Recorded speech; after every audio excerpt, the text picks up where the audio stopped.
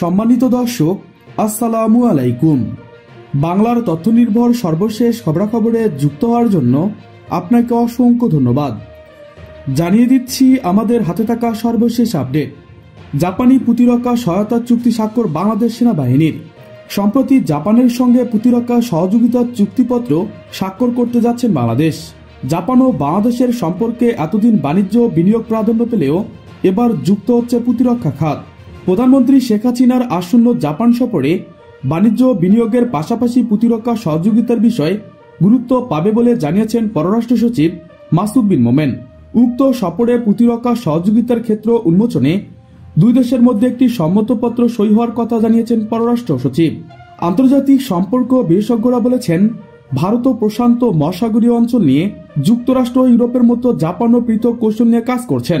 বাণিজ্য বিনিয়োগের পাশাপাশি প্রতিরক্ষা ক্ষেত্রে কার্যক্রম বিস্তীর্ণ করতে চাইছেন দেশটি।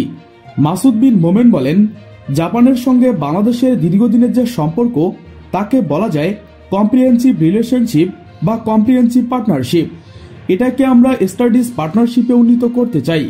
সেটা করতে হলে প্রতিরক্ষা সহযোগিতা হবে তার একটি গুরুত্বপূর্ণ অনুষঙ্গ। আরও অনেক বিষয় আছে। পররাষ্ট্র সচিব বলেন, এবারের সফরে এটি হবে একটি গুরুত্বপূর্ণ দিক। কাঙ্ক্ষিত এই সহযোগিতার জন্য জাপানের সঙ্গে চুক্তিপত্র করতে হবে। সময় স্বল্পতার কারণে চুক্তির বিষয়গুলো এবার চূড়ান্ত করতে না পারায় কেবল লেটার অব ইন্টেন্সই হবে। সম্মতিপত্র স্বাক্ষর করা মানে হল দুই দেশ এ বিষয়ে সহযোগিতা এগিয়ে নিতে আগ্রহী। তার সাধারণ ও প্রাথমিক ঐকমত। সেই সহযোগিতার আওতায় কোনো কোনো বিষয় থাকতে পারে, তার একটি ধারণা সেখানে পাওয়া যাবে। এটাকে কেন্দ্র করে বা এটাকে ধরে আগামীতে হয়তো আর একটি কনসিল এগ্রিমেন্ট সাইন হবে দুই দেশের মধ্যে, বলেন মাসুদ। বাংলাদেশের সবচেয়ে বড় দ্বিপক্ষীয় উন্নয়ন অংশীদার জাপান। 1972 সাল থেকে চলতি বছরের মে মাস পর্যন্ত জাপানের প্রতিশ্রুতি উন্নয়ন সহযোগিতার পরিমাণ ছিল $2,743 কোটি। ভারত ও প্রশান্ত মহাসাগরীয় অঞ্চল নিয়ে free and open Indo Pacific ফৈব শীর্ষ কৌশল নিয়ে কাজ করছেন জাপান। বাণিজ্য বিনিয়োগ ও অবকাঠামো উন্নয়নের সঙ্গে প্রতিরক্ষা ও নিরাপত্তা সহযোগিতার কথা রয়েছে সেখানে। 2014 সালে প্রধানমন্ত্রী শেখ হাসিনার টোকিও সফরে জাপানের বে of Bengal industries growth belt উদ্যোগের সঙ্গে যুক্ত হয় বাংলাদেশ।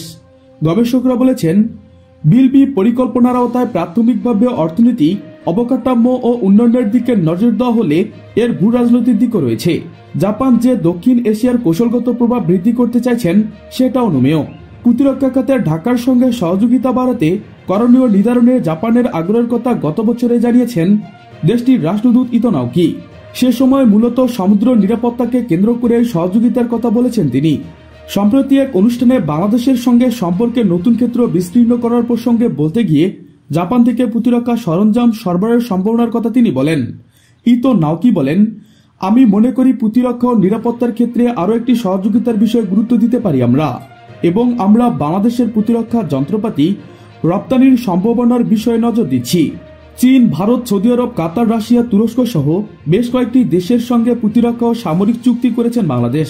গত বছর প্রধানমন্ত্রী শেখ হাসিনার প্যারিস সফরে ফ্রান্সের সঙ্গে প্রতিরক্ষা সহযোগিতার সম্মতিপত্র সই হয়। অধ্যাপক ইমতিয়াজ বলেন, জাপান থেকে অস্ত্র ও সমর সরঞ্জাম কেনা হলে তা যেন তৃতীয় কোনো দেশের সঙ্গে বাংলাদেশের সম্পর্কে প্রভাব না ফেলে সেদিকেও খেয়াল রাখতে হবে। জাপান যদি শর্ত দেয় তাদের অস্ত্র কেনার কারণে চীনের সঙ্গে আমাদের সম্পর্ক রাখা যাবে না বা এটা চীনের বিরুদ্ধে ব্যবহার করতে হবে, তাহলে বাংলাদেশ তখন আগ্রহী হবে না। প্রিয় দর্শক, আজকে এ পর্যন্তই।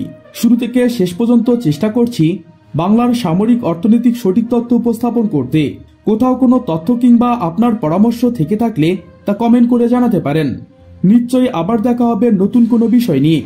ততক্ষণ পর্যন্ত ভালো থাকুন, সুস্থ থাকুন। Thanks for watching my video. Allah Hafiz.